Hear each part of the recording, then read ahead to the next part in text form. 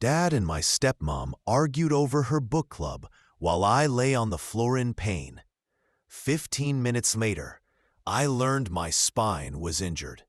Today, I'm doing well, while they deal with the guilt of what happened.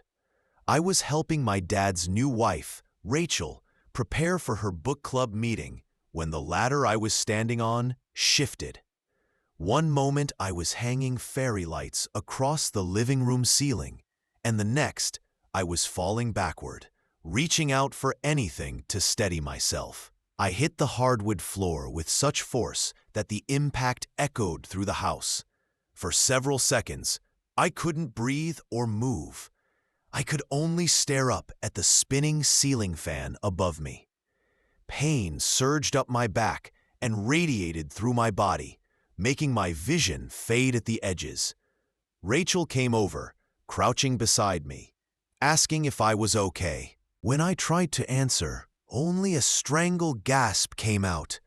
I attempted to sit up but immediately felt something wrong in my back, a grinding sensation that made me cry out and collapse again. My legs felt strange and tingly, as if they were asleep, and when I tried to move my right leg, it didn't respond properly. Rachel told me to stay still and pulled out her phone. I assumed she was calling 112, but she was actually texting someone. Dad ran in from the garage, where he'd been working on his car, and his face went pale when he saw me on the floor. I tried to tell him I couldn't feel my legs correctly, but my words came out distorted. He knelt beside me, asking what happened. Rachel said the ladder had slipped. Dad reached for his phone, but Rachel held his wrist and suggested we wait to see if I was truly injured or just shaken. I stared at her, shocked that she thought this was something to wait on, considering I was unable to move my legs. Dad hesitated, glancing between us with an expression I had never seen before. Rachel spoke softly about ambulance costs, claiming people often exaggerated injuries and that I probably needed a moment to catch my breath. She mentioned her nephew had fallen from a ladder and looked severely hurt, but turned out fine after resting. Meanwhile, the tingling in my legs was spreading to my hips, and panic tightened my chest. I managed to gasp that something was seriously wrong with my back, and I needed medical help immediately. Dad finally started dialing 112, but Rachel covered the phone again. She suggested helping me onto the sofa first, to see if I could walk, insisting that if I could move on my own, we'd know an ambulance wasn't necessary. Dad agreed, and they both tried to lift me. The pain shooting through my spine made me scream so loudly that the neighbor's dog barked. I collapsed back onto the floor, begging them to call for help. But Rachel kept insisting we wait a few more minutes. She reminded Dad that her book club was starting in less than an hour and that paramedics would disrupt the evening she had planned. Dad kept looking between his phone, Rachel, and me, as though this was a difficult decision rather than an emergency. The fact that he didn't call 112 right away, while I lay there unable to move my legs, hurt more than the fall itself. Rachel then suggested driving me to an urgent care clinic, claiming it would be faster, cheaper, and wouldn't interfere with her book club. She had already pulled up the address. I kept trying to explain that I couldn't move and that something was seriously wrong with my spine. Dad thought her idea was great and started discussing how they would get me into the car, ignoring the danger of moving someone with a suspected spinal injury. I had literally learned about this in health class the previous semester, but neither of them seemed to remember or care. My vision blurred at the edges, and the tingling spread up to my chest. I was terrified things were getting worse. As they argued about logistics, Rachel checked her watch. She said if they were taking me to urgent care, we needed to leave immediately so she could still return before her guests arrived.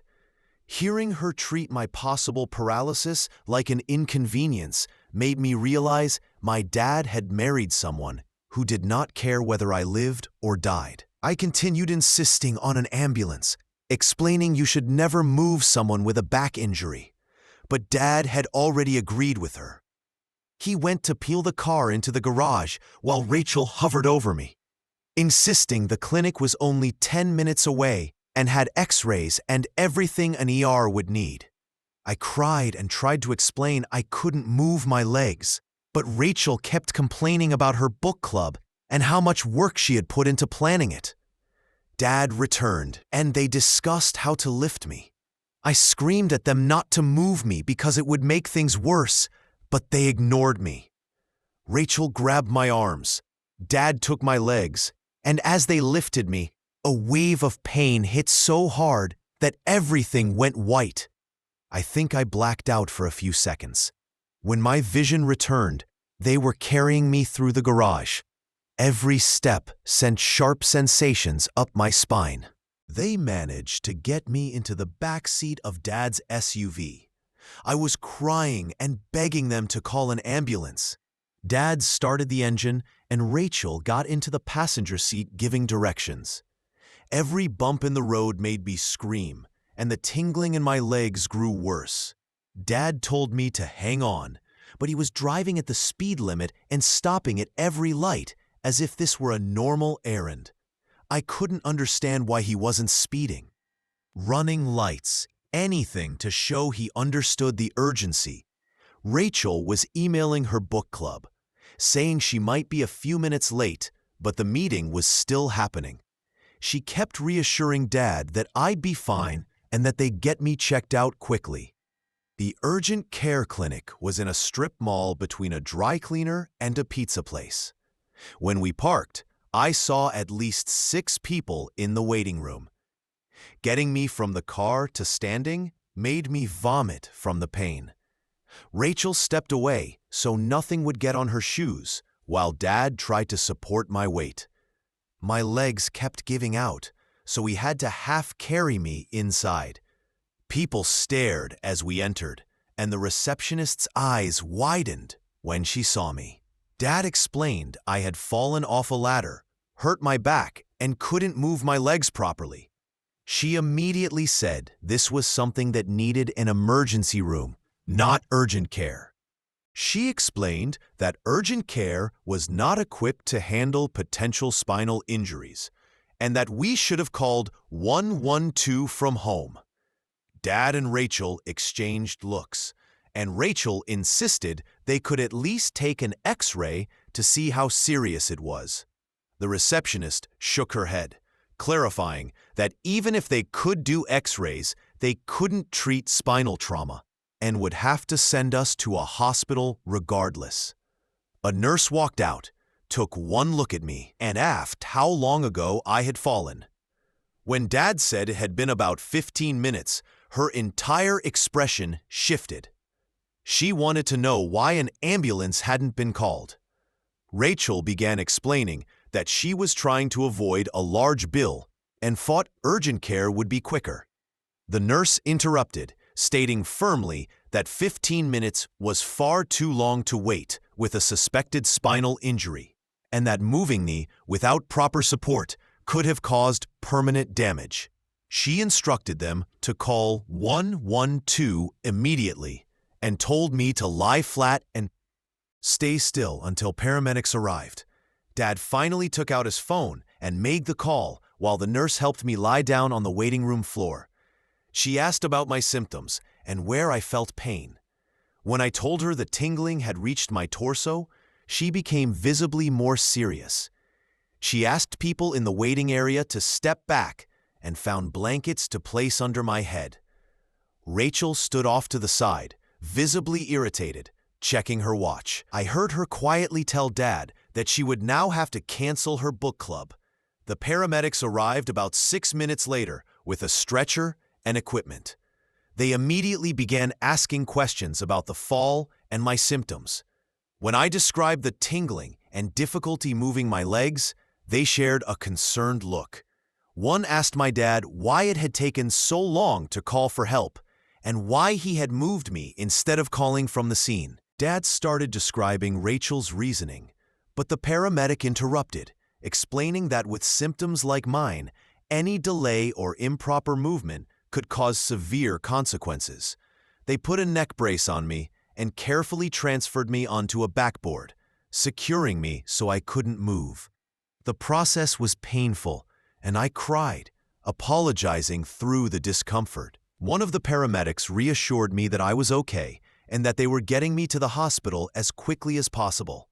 They loaded me into the ambulance. One paramedic stayed with me while the other drove.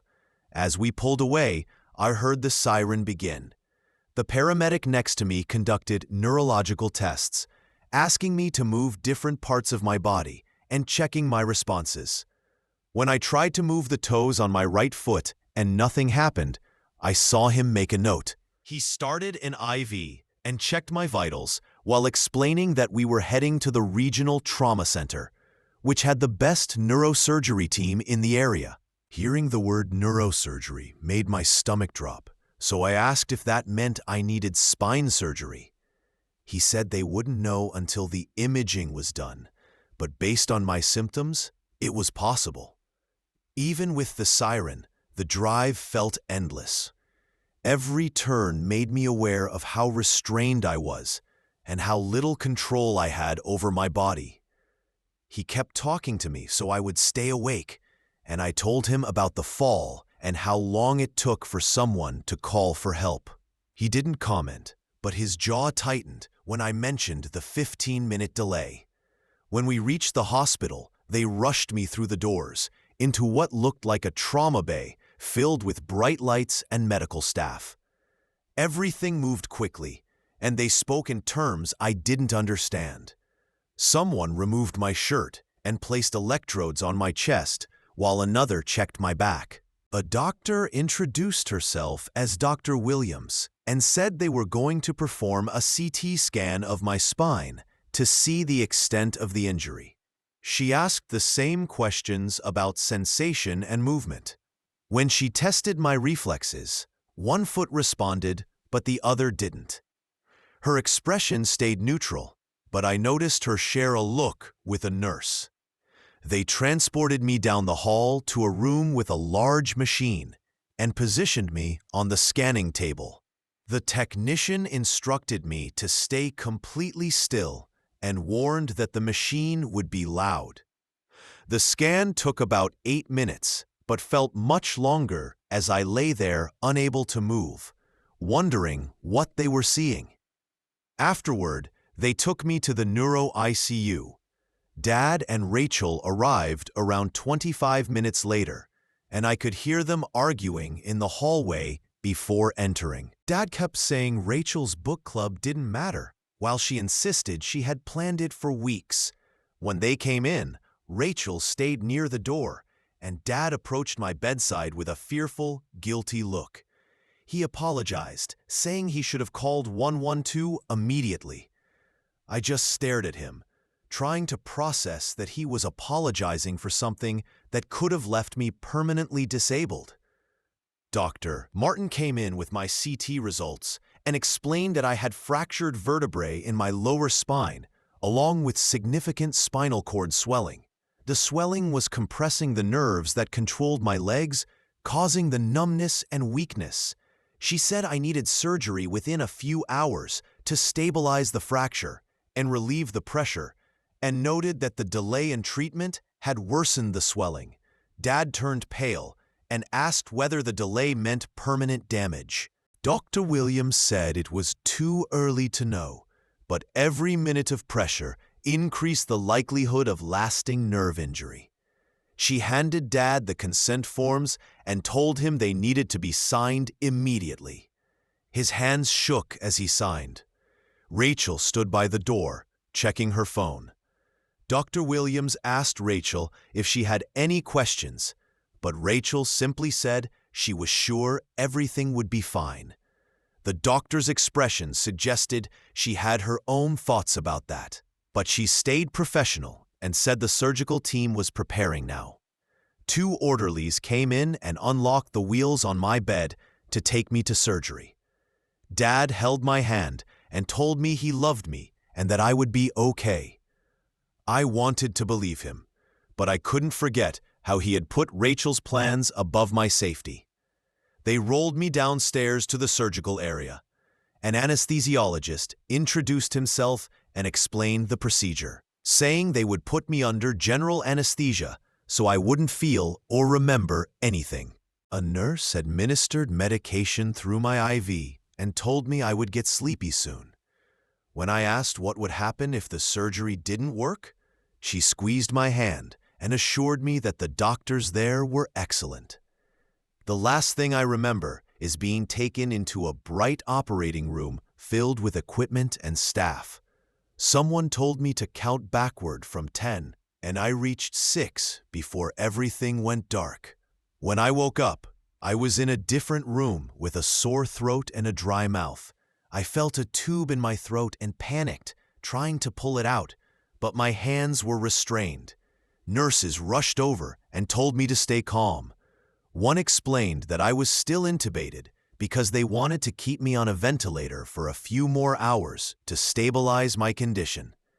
That evening, they removed the tube, but my throat was so raw I could barely swallow. A doctor came in and introduced himself as Dr. Gates, the neurosurgeon who operated on me. He said they had inserted 2 metal rods and 6 screws to stabilize my spine and removed bone fragments that were pressing on the spinal cord. The surgery went well, but the amount of swelling had been significant and indicated substantial stress on the cord. I asked if I would walk again. He said it was too early to know, and we would learn more over the next several days as the swelling decreased. He repeated neurological tests similar to the paramedics and asked me to move my legs. My left leg moved slightly, but my right leg didn't respond properly. He took notes and said we would monitor closely and begin physical therapy as soon as possible. Dad entered after the doctor left and tried to touch my hand, but I pulled away. He looked upset and asked what was wrong, but I just stared until he sat down quietly. I spent the next 2 days in the ICU, where they monitored my spine and managed the pain with medication that made everything feel distant. Dad visited daily and tried to talk, but I had nothing to say. Rachel came once, stayed for about 8 minutes, then left, saying she had things to handle at home. On the 3rd day, I was moved to a regular hospital room. A physical therapist came to evaluate me. She helped me try to sit up, but even with medication, the movement sent sharp pain through my back. We focused on small movements, like raising my legs and flexing my feet. My left side improved slowly, but my right side remained significantly weaker. The therapist explained that this was somewhat encouraging because it suggested the nerves weren't completely damaged, only heavily inflamed from the swelling. She added that recovery would require long-term intensive physical therapy that could last for months. Hearing the word months hit me hard. I had hoped I would be back to normal in a few weeks. On day 4, Dad brought my little sister Lily to visit. She burst into tears when she saw the tubes and monitors connected to me. At only 7 years old, she didn't understand much beyond the fact that I had fallen and hurt my back. I tried to smile and reassure her, but my voice was thin and unconvincing. She asked when I was coming home, and I had to admit I didn't know. Dad pulled her aside and explained my spinal injury in simple terms. Lily asked if it would be like when our grandmother broke her hip and needed a walker. Dad said it might be similar, though we hoped for a better recovery. After they left, I lay staring at the ceiling, thinking about everything I might not be able to do anymore. I had been preparing to join varsity soccer that fall, training hard all summer. Now I couldn't even move across the room without help. A social worker came to outline what life after discharge might look like. She went over home health care, adaptive equipment, and outpatient therapy. Hearing these options made everything feel more permanent and overwhelming. On day 5, the police arrived to take my statement. A detective named Harris sat beside my bed with a notepad, asking me to describe the entire afternoon.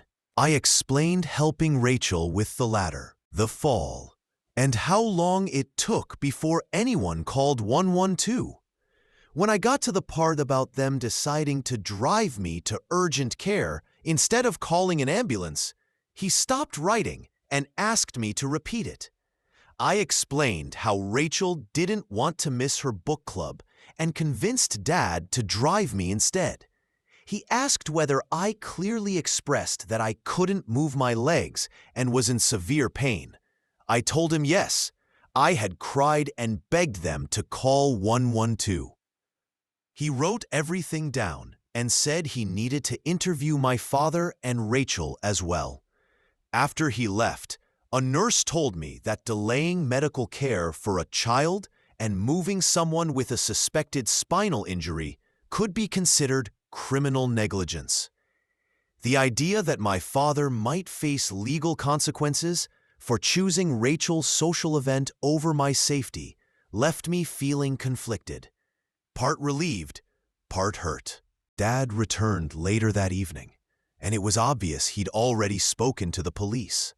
His eyes were red and his voice shook. He apologized again, saying he hadn't been thinking clearly. I asked how someone could not think clearly when their child was lying on the floor unable to move their legs.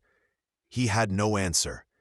He kept saying Rachel convinced him it wasn't serious and that he trusted her judgment because she had once worked as a medical receptionist. I pointed out that a medical receptionist should know better than to delay calling 112 after a back injury.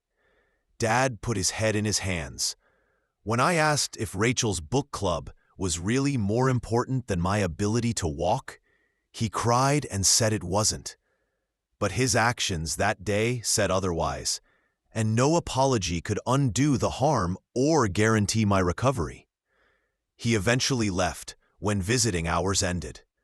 The next morning, Dr. Gates came in with updated test results. He said the swelling in my spinal cord was improving, which was great news, but scans showed signs of a contusion, a bruise on the spinal cord caused by the initial impact and pressure from the swelling. He explained that a contusion can heal over time or cause lasting damage, and we would not know the outcome for weeks or months. When I asked for percentages or predictions, he said every spinal cord injury is different, and exact probabilities aren't reliable. However, he noted that having movement and sensation in both legs was a positive sign, and that aggressive therapy would give me the best chance at full recovery.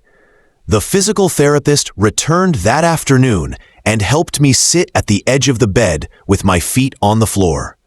My back ached just from being upright, and my legs trembled from the effort of supporting me. She said we would work gradually towards standing with assistance and eventually walking with a walker. On day 6, my mother flew in from Arizona.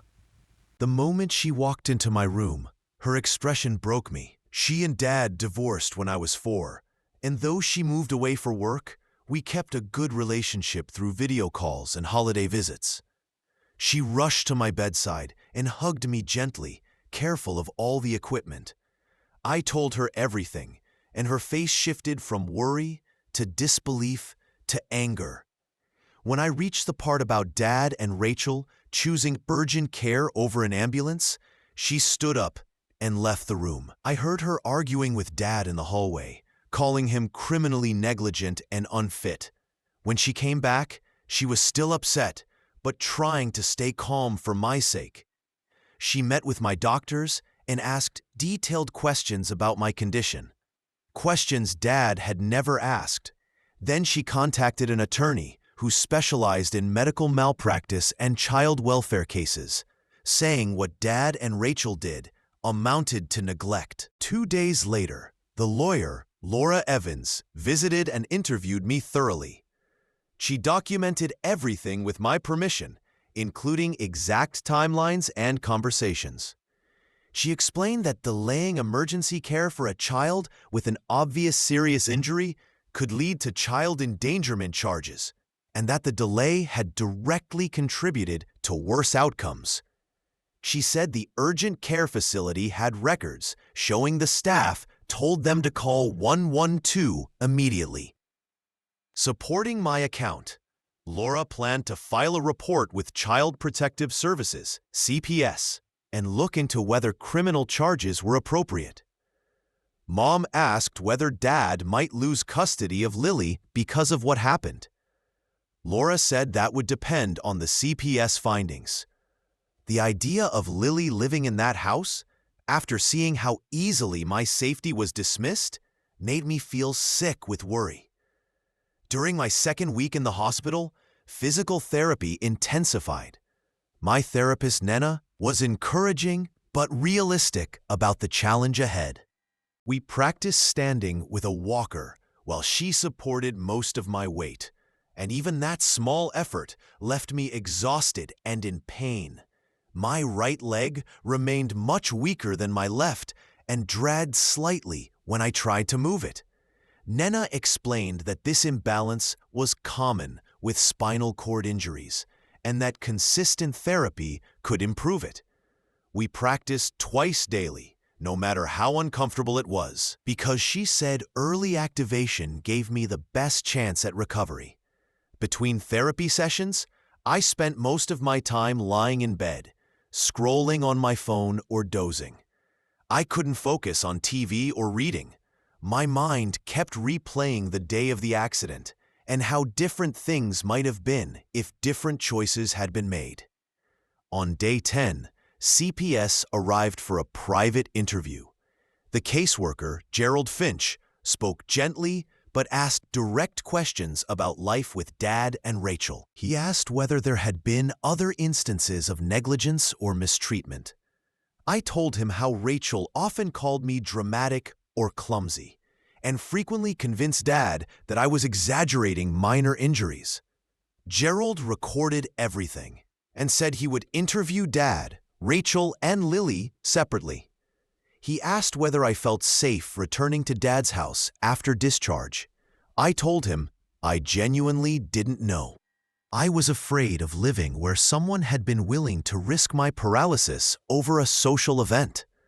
But I also didn't want to be separated from Lily, who had already experienced divorce and didn't need more upheaval. Gerald said he understood the complexity and that his job was to ensure the safety and well-being of the children involved. Mom began arranging extended leave from her job so she could stay in town during my recovery. She found a short-term rental near the hospital and told me I would be staying with her once discharged. Not returning to Dad's house. Dad tried to argue about custody, but Mom's lawyer stopped him quickly, pointing out that his decisions regarding my medical care gave strong grounds for an emergency custody modification. On day 14, Dr. Gates cleared me for discharge with orders for intensive outpatient physical therapy 3 times a week. The hospital provided a wheelchair because I still couldn't move more than a few steps with the walker, and Nina gave my mom detailed instructions for helping me with exercises at home. Leaving the hospital in a wheelchair after arriving on a stretcher felt surreal, almost like watching someone else's life instead of my own. Mom pushed me to the rental car and helped me into the passenger seat. It took several minutes and exhausted both of us. She had chosen a small, fully furnished ground floor rental with no stairs.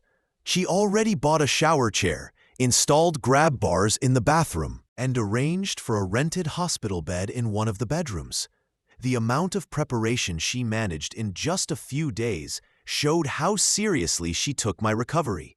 especially compared to Dad's earlier choices. That first night, I tried to shower with Mom's help and ended up crying from a mix of pain, frustration, and embarrassment at needing help with basic tasks. Mom just hugged me and said we would get through it together, and that feeling upset was normal. She helped me into bed after that, and I fell asleep almost instantly, more tired than I had ever felt. Physical therapy started the next day at an outpatient center about 15 minutes away. Mom had to help me transfer from the wheelchair to the car, then into another wheelchair at the clinic. My new physical therapist, Russell, had clearly worked with many spinal cord injury patients. He evaluated my strength, range of motion, and reflexes in both legs. My right leg was still significantly impaired, with weak reflexes and poor voluntary movement, but my left leg was functioning at around 60%. Russell created a therapy plan focused on rebuilding strength and retraining my nerves to communicate properly with my muscles. The exercises were exhausting. Resistance bands, balance practice, and trying to walk between parallel bars while Russell supported most of my weight. After an hour, I was sweating and close to tears. Russell said I did well for a first session. I couldn't imagine doing this 3 days a week for months, but he emphasized that consistency was critical and skipping sessions would slow recovery. Mom took me home, and I fell asleep for 2 hours. Dad started calling and texting frequently, asking to see me, but I ignored most of it. Mom handled communication through her lawyer about custody and medical expenses. My hospital bills were already over $150,000, with more to come from surgery and rehab. Insurance would cover part, but the remaining cost was huge. Laura Evans argued that Dad and Rachel should be financially responsible because their negligence contributed to the harm. After 2 weeks, CPS concluded that Dad had acted irresponsibly and endangered my well-being. They ordered mandatory parenting classes and monthly home visits if he wanted to keep custody of Lily. Our case was placed on a monitoring list. The caseworker, Gerald Finch, called to explain the findings. He said that while criminal charges wouldn't be filed, the results could be used in custody and civil proceedings. Having an official agency acknowledge Dad's failure felt meaningful, even though it didn't undo the damage to my spine. My 15th birthday came and went quietly. I was still in the middle of treatment. Mom baked a small cake, and Lily brought a handmade card. Dad dropped her off and tried to enter, but Mom blocked the door and told him he wasn't welcome. Lily hugged me tightly, crying, saying she wanted me to come home. I explained that I couldn't go back to Dad's house yet. She didn't understand and left upset, and Dad had to take her home. Even though none of it was my fault, I still felt terrible. After they left, Mom and I talked about long-term plans. She said she was considering transferring permanently to a position in the city so she could stay with me while I recovered. The idea of starting over at a new school in a wheelchair overwhelmed me. Still, returning to Dad's wasn't an option, so Mom's plan felt like the safest choice. Progress in therapy was slow and discouraging. After 4 weeks, I could walk short distances with a walker. But my right leg still dragged, and I had constant lower back pain. Russell reminded me that this was strong improvement given the severity of the injury. But it didn't feel that way when I could barely stand for more than a few minutes. Function in my right leg gradually improved, though he warned it would likely never match my left. He also said I would probably have back pain for life and would need to be cautious with certain activities. The realization that this injury would shape the rest of my life, changing how I moved and what I could do, hit me unexpectedly at times. I started seeing a therapist, Dr. Kim, who helped me work through the trauma, anger, and sadness. She explained that everything I was feeling was normal. 2 months after the accident, Laura Evans filed a civil lawsuit against Dad and Rachel, alleging negligence and child endangerment. The suit sought reimbursement for medical costs, future treatment, pain and suffering, and long-term impairment. Dad's lawyer argued he made a good-faith judgment call, but Laura had documentation from the urgent care clinic stating that I needed emergency care immediately. The paramedics' report emphasizing the dangerous delay, and Dr. Gates's statement that the delay likely worsened my outcome. Rachel hired her own lawyer and tried to argue that she deferred to Dad as the parent. But Laura had my detailed account, describing how Rachel convinced Dad not to call 112. The legal process was slow and stressful. Depositions, paperwork, and constant attorney communication, while I continued therapy 3 days a week. Russell warned me that recovery would eventually plateau before I reached full function. I turned 16 during a therapy session. Russell brought a cupcake with a candle and sang "Happy Birthday." I cried, because this wasn't the life I imagined at 16. I thought I would be playing varsity soccer, learning to drive, and preparing for college, not relearning how to walk, living with chronic pain, and suing my father. After 6 months, the case was settled out of court. Dad's insurance agreed to pay a substantial amount to cover my medical costs and provide additional compensation. Rachel's insurance contributed as well, though her lawyer negotiated a smaller amount. The money didn't change my spine, my pain, or the new limitations I faced, but it ensured I wouldn't be overwhelmed by medical debt. Laura said the settlement reflected how serious Dad and Rachel's actions were, and that the insurance companies settled because a jury trial would have likely made them look even worse. My therapy eventually decreased to twice a week. As Russell predicted, I reached a plateau. I could walk without assistance, but I had a noticeable limp, reduced feeling in my right foot, and ongoing lower back pain that required daily medication. Russell said I had made remarkable progress, given the severity of the injury and the treatment delay, but that I would never regain full function.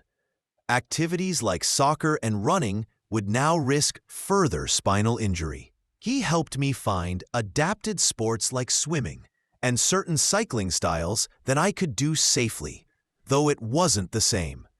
Dr. Kim helped me work through the grief of losing my pre-injury abilities, and over time, I adjusted to this new version of myself.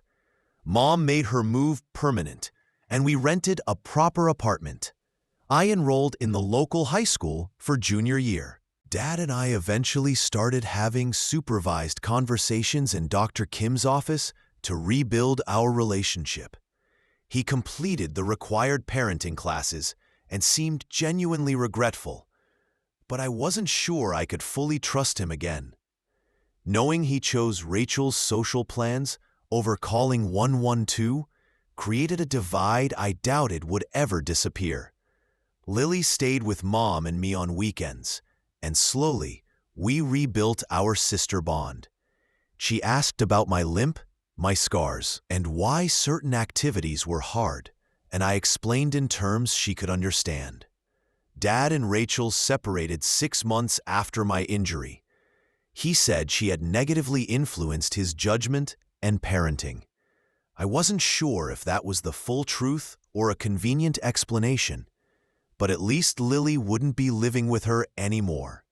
Despite missing a lot of school for medical appointments, I graduated a year later with honors. My limp was lighter, but still visible, and I had to sit down during the ceremony because standing too long hurt. Mom cried when they announced my name, probably remembering when we weren't sure I'd walk again. Dad was there too, a few rows back. When I looked at him, He gave a sad smile and a small wave.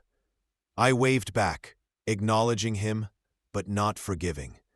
Some things can't be forgiven, even if they came from weakness rather than cruelty.